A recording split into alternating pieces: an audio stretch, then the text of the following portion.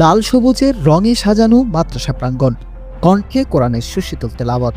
শহীদদের রুহের মাগফিরাত ও দেশের শান্তি সমৃদ্ধি কামনায় উত্তরা বাইতুল মুমিন মাদ্রাসার উদ্যোগে অনুষ্ঠিত হয় খতমে কোরআন। মহান মুক্তিযুদ্ধে আত্মত্যাগকারী জাতির শ্রেষ্ঠ সন্তানদের স্মরণে শিক্ষার্থীরা অংশ নেন দোয়া ও মুনাজাতে। কোরআনের আয়াতে যেন নতুন করে জেগে ওঠে স্বাধীনতার চেতনা। খতম শেষে মাদ্রাসা থেকে বের হয় বর্ণাঢ্য বিজয় র্যালি।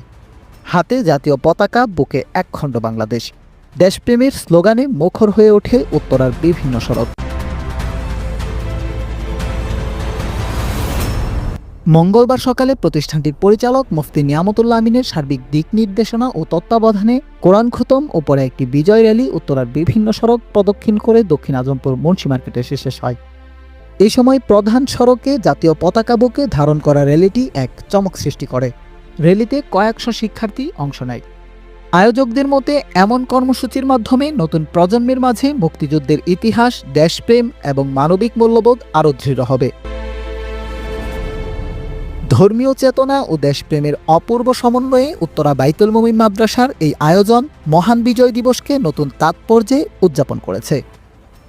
আরাফাত নূর, যুবকণ্ঠ নিউজ, ঢাকা।